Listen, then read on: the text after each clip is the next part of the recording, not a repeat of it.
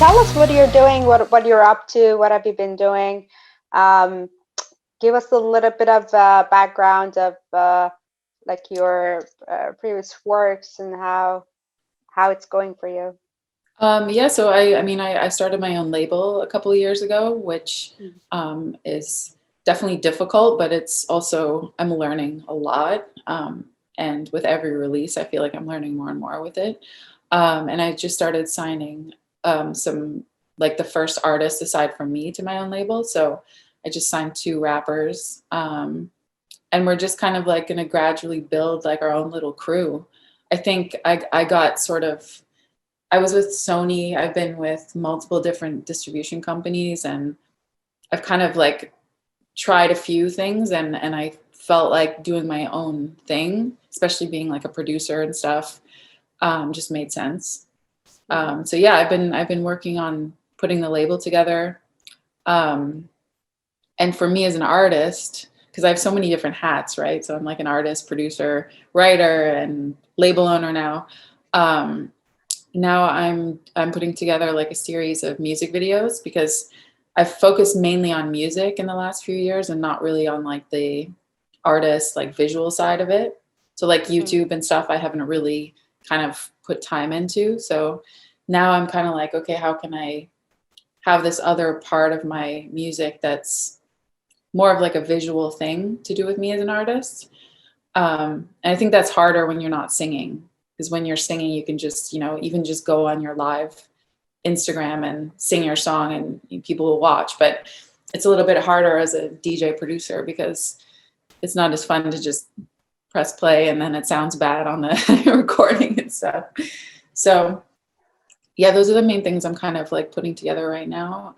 But you've had great tours, like international tours. I remember Asian tours. Tell us about that. Which I mean, yeah, countries? when I first, I started producing and DJing at the same time, but I didn't sign any of my music to labels in the beginning, just because I didn't like know that was possible. And I started doing more DJ sets, different places at clubs. And yeah, I did, I had a residency at like Hakkasan and Omnia and Marquee, like all over Vegas, LA, New York. I would say I was mainly there every month. And then I would do like some tours in Asia for a couple of weeks, like China, Japan, Korea, like I've been everywhere. Only place I actually haven't been is Australia. I think one of the main, and that's a big market, I think. Yes. Yeah. So yeah, I was, especially for the audience that you have, the type of music that you play. Definitely. I feel like there's also like Australia has its own celebrities, I guess, like people who have full careers who everybody knows there, but like maybe we don't know here. So it's really interesting. It's an island and very, very far away from everything. And if you will ask average Australian, how many that you live there by chance? Yeah, I'm actually, or maybe you're stuck there. I think you're stuck. Better than living. Stuck here. I was on my road to California and I stuck here because of virus for almost a year right now. Oh, so you don't live there? No, currently I'm living here, yes. And even, yeah, so it's a long story, but I was invited by a friend, and then it was a virus, and then borders was closed, and it was a curfew, and then my family, my wife, she was pregnant, and we thought we will deliver baby in California, in San Francisco. We already booked a hospital and so on, but then, you know, and we stuck here now. So I really want to go as soon as possible to America, but I don't know. Should I go right now? I would wait a little bit, I think. Australia is a nice country. You will love it, but it's more about farmers. But because almost all people here are white, or like almost white, so it's like a European country. It's more or less like average Europe, but without like a lot of migrants from Africa, just very few migrants from Africa. You're like in typical Europe farming like country for farmers. I don't know. Like Holland? Probably yes, and people quite easy. Yes, people are Okay. quite. Interesting. You're half Dutch, No, right? everybody speak English. Yes. I have some Dutch, yeah, but I mean, my parents and grandparents are all Canadian, so. But that's the thing with Canada is that I feel like everybody's has this whole mix because the country's like so young, right? So everybody's just Exactly. kind of like, I never even asked what my background was. I just was like, I don't know. Nobody asks you there, I think. No, when I You're started like normal. traveling, everyone's like, are you like, I've heard everything, like Brazilian, are you, black? I've had that before too. Are you? I'm like, I don't know. Like, who cares? So That's great. So what are you currently working on? You're producing? I mean, I'm always producing, so and songwriting. So I do it for other artists, but also myself.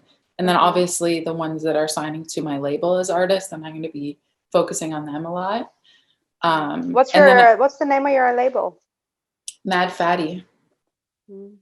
Mad Fatti. Yeah.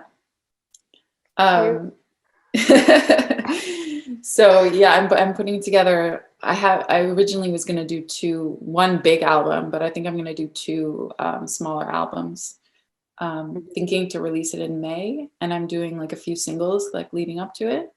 So right now I'm focusing actually a little bit less on the production and more on the like video side of it and the marketing and trying to plan like how to get the music out there more. So kind of and like is that the reason you're in Toronto for your yeah.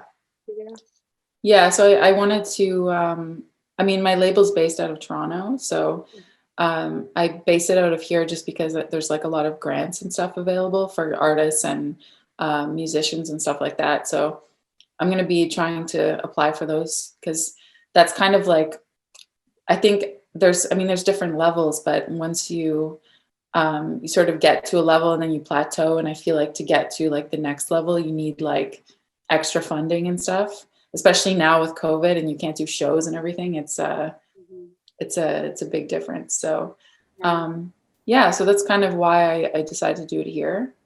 It's also cheaper, the Canadian dollar. Exactly. So tell us more about how the ecosystem works for music industry. I've heard a lot about like musicians and the producers and even like the singers and songwriters have problems, like especially copyright issues, and then they have problem of signing up, and then their labels drop them. It's just like there's so much happening in this industry, and the only thing I hear is the problems and never like a solution that is actually being provided for that. And it's actually getting bigger and bigger. So if you can enlighten us, it would be great. I think that one of the problems is that there's so many different ways that you can do it. And that you have like the major label route where you can get signed by a major label, and then they usually will take like most of your royalties, depending on what deal you negotiate. Yeah, I mean, like 80% would be normal. Wow. Yeah, and it sort of depends. Like if they're gonna put money into you, and they'll say like, okay, let's sign our deal, and you'll have like a few singles, and then maybe an album. We'll advance you this money. So it makes sense that they take that much royalty in some way, because if they're going to give you all this money up front, right, they're kind of taking that risk. I have a small question. How much usually cost? So what about like amounts as a size of money? Like what that somebody would cost, or?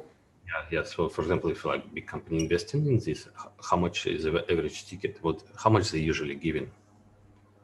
Like a record label to an artist? I mean, that can be completely like the difference is so huge. So you could go anywhere from like a distribution company that maybe will give somebody like, I don't know, like $10,000 advance, like a small amount, all the way to like if Drake is going to sign like a new record deal, I don't even know how much they're giving him, like millions. So yeah, so I mean that to me that's like a little. it was a little more old school to sign directly to a major label.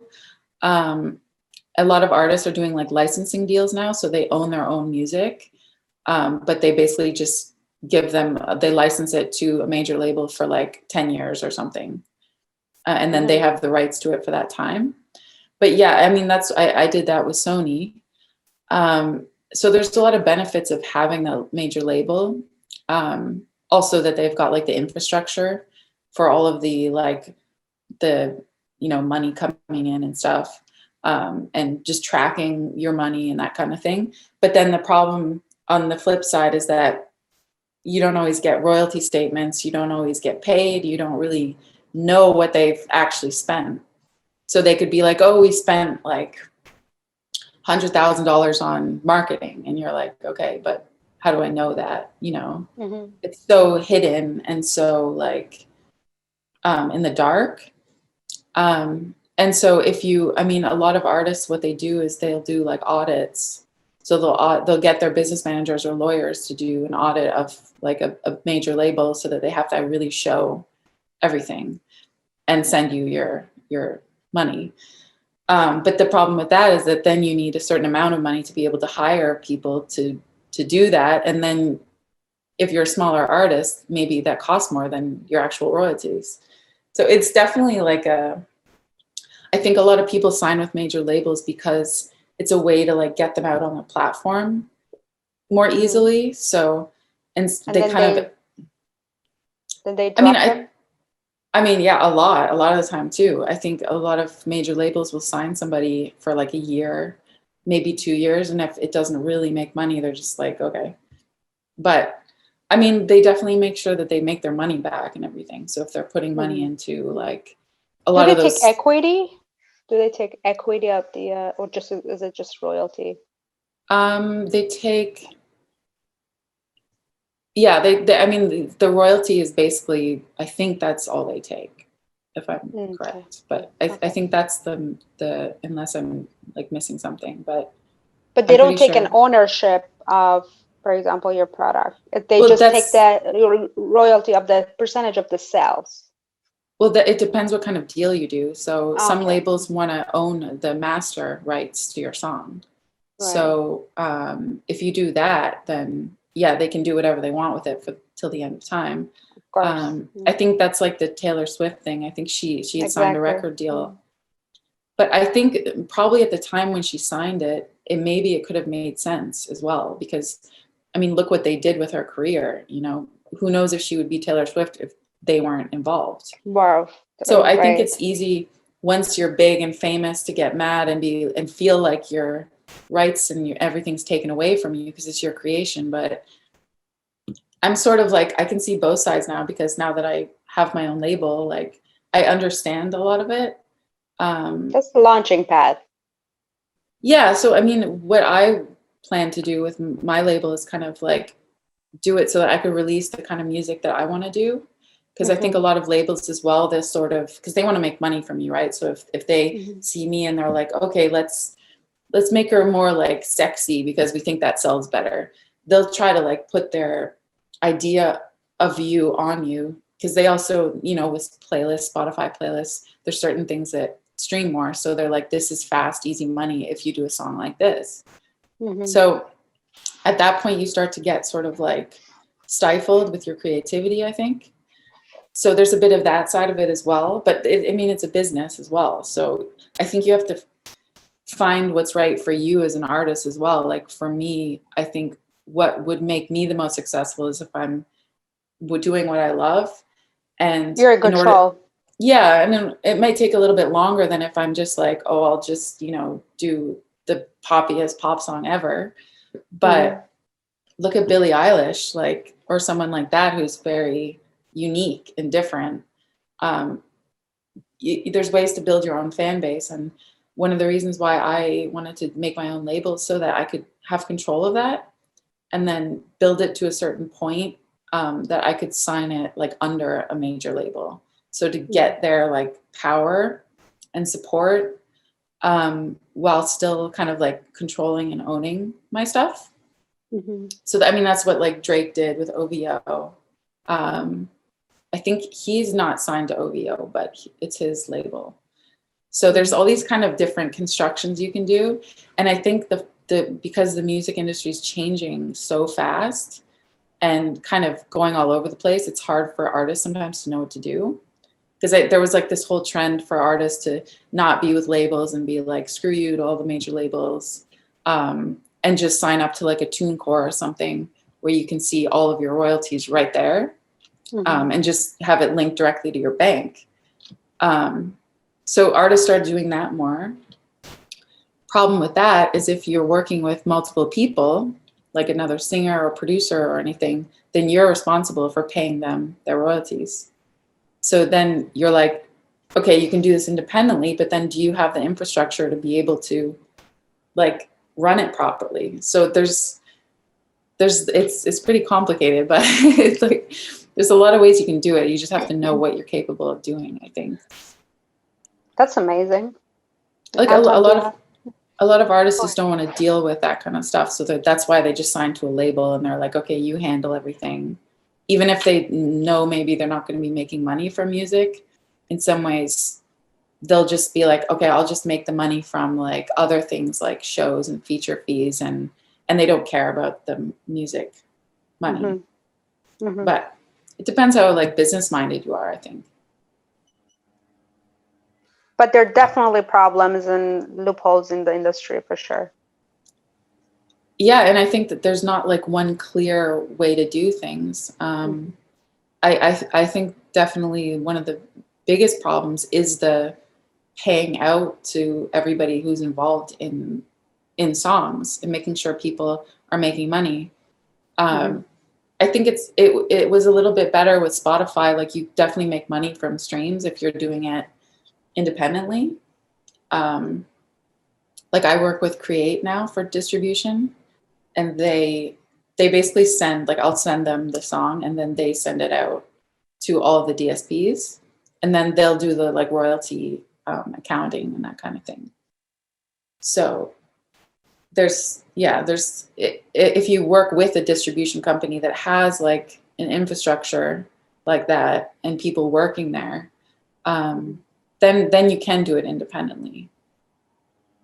But if I'm just a piano player and I sing and I upload my own music, maybe I just want to do it by myself on TuneCore or any of the other distribution companies, and they don't take a royalty. So I've tried everything. So I think it kind of depends on what you what you're looking for. Yeah. Interesting. From my point of view as engineer, in California, in San Francisco, there are a lot of brilliant software guys who are trying to cut, when you are working in a current world, you always have intermediaries, and you always paying intermediaries quite big fees. So between you and your fans, you have intermediary. It's a company who are like giving you some money, you are like helping you to promote yourself, and then your fans who are listening your content. And what are software guys trying to do? People like me, engineers, they're trying to create a software which help you to deal with your end user without like intermediary, and to make a profit, and or you can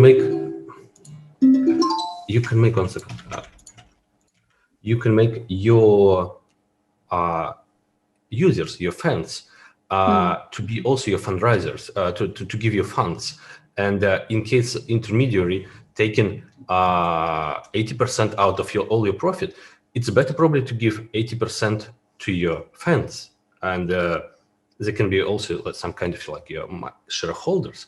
But so I think the disruption will also come to your industry. Maybe I'm wrong because I'm very far away from music. I'm more close to fintech. But you need just to bring more fintech people, or maybe disruption already started. You said industry changing so fast, so probably you already know some brilliant engineers who are trying to create some software which making life more easy for people like you who are creatives? Yeah, I mean, I think like what I was saying with having people to kind of like calculate all your royalties and all that kind of stuff, like if there was just an algorithm that sort of like had like new, I mean, it would change per song, so it would have to be some, I don't know, like the technology, but if like I release a song and somehow it's embedded in the song, like the splits and all that kind of stuff, and everyone could just get paid automatically. And if it was all sort of like not like hidden within the company, I think things like that would really help. Would be disclosed. It would be kind of like something on a ledger, decentralized Yeah. ledger on a blockchain, so everybody could have access to that, right? Yeah. And all up to date and live. So data is very important, even like in music industry. You like to know, for example, how many hit you just had half an hour ago. Is that right? So then it helps you. Versus, I believe you don't get that data that easily. I mean, on Spotify, like I have Spotify for artists, so that will tell me my who's streaming my music and like in live time. Okay. So there's things like that, but it's definitely like it's different for every DSP and every like not everybody even checks that. So I think it would be interesting to have like, yeah, one place that kind of said like, okay, what's going on with the song basically in one kind of like centralized thing, like you said. With my distributor Create, they have like a sort of app that my label partner looks at basically that has like all of the stats for every DSP in one place. So it's like a place you can kind of review it. So I think in that sense, if you're working with a distribution company, you get those like clear statements and stuff. But then again, you have to give them a percentage as well because they have a team, and then you also have to figure out how you're going to be paying everybody who's involved in the song. So there's like that element of like more people that you have to pay to like make it run smoothly. So if people could just automatically get paid, like, and skip that, I mean, it sucks for people that have those jobs, but for the artists, maybe it would be easier. Yeah, I mean, there's a few things like that I think there's some things that are like automated that major labels and also just distribution companies use to like sort of like find the song where it's playing. So like, for example, when I'm doing a DJ set on Instagram, they I was playing like other people's music like as well as mine, and I played a Cardi B song, and my live stream just ended because they probably caught in their like yeah, exactly, that I was playing a song that I don't have the rights to.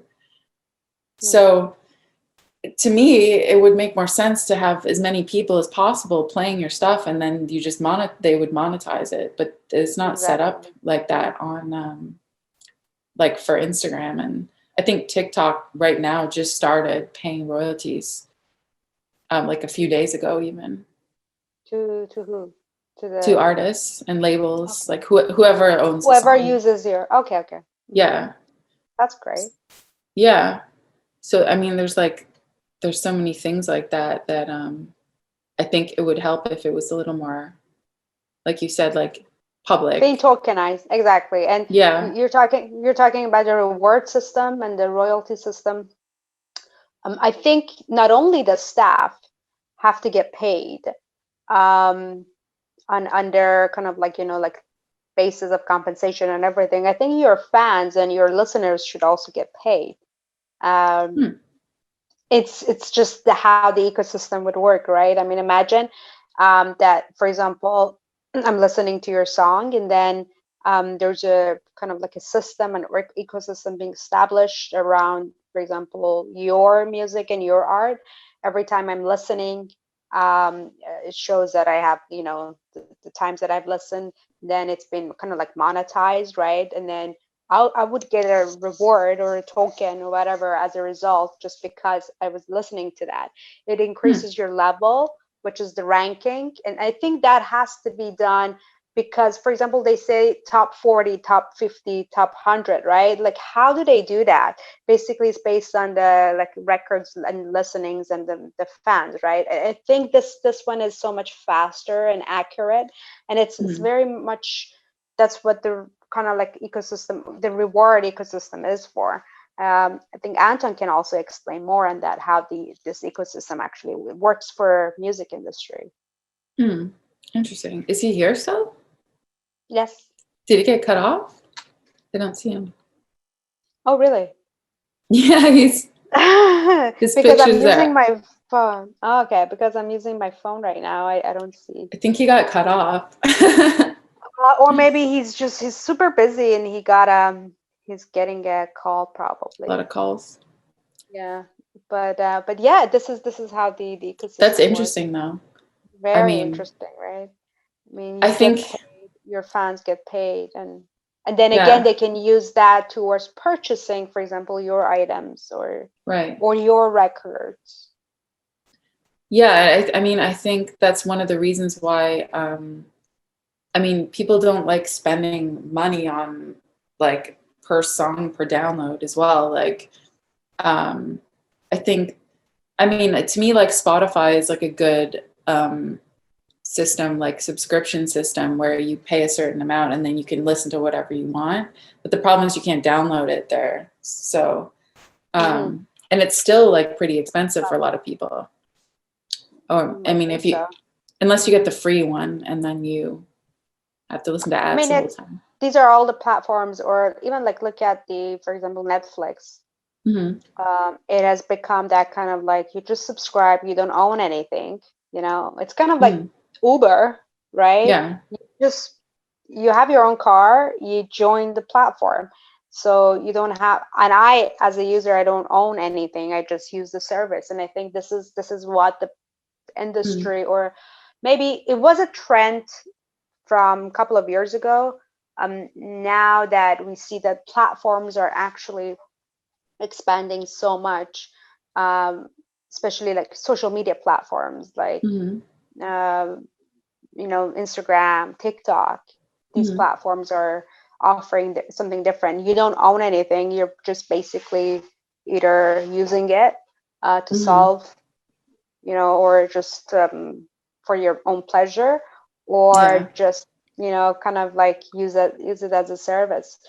I think the point was, go ahead. Oh, sorry. I was just going to say, like, to do with like just talking about Instagram, like you don't own anything. So even if I took the picture and I'm uploading it, like it's not like I get to monetize that content that I put on Instagram, right?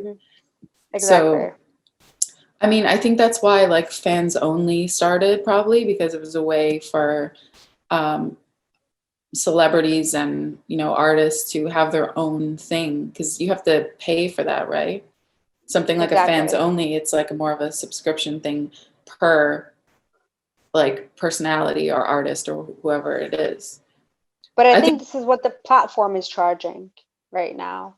But then it's not monetized for the users. Maybe it is just monetized for the artists, and artists are not getting fully compensated because the platform owns everything. The platform kind of like owns the user's data. They know what I like to, so they can actually decide which kind of like music or which artist to sign up next. And I think that's why Spotify was so keen to sign up Joe Rogan's show, and they were kind of like 100% okay with terms and conditions that he came up with, right? Because they have all those data, and aggregated data is kind of like very valuable.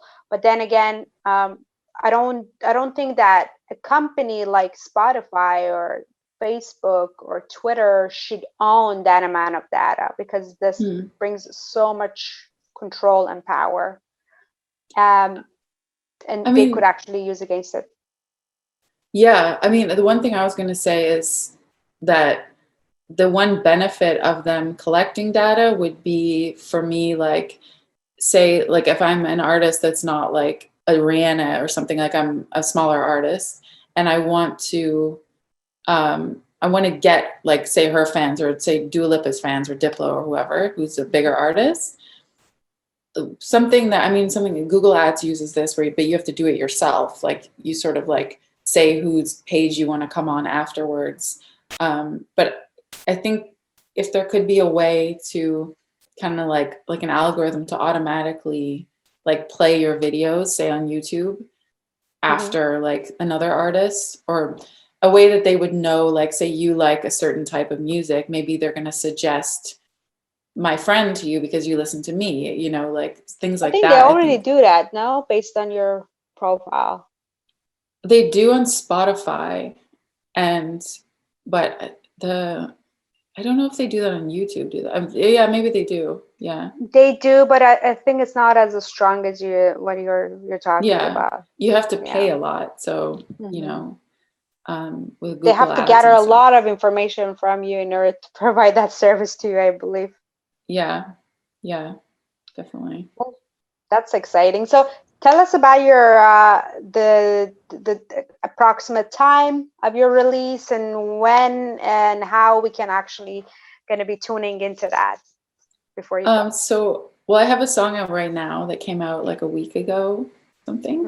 What is it called? Static, with Kofi and Ching. Nice.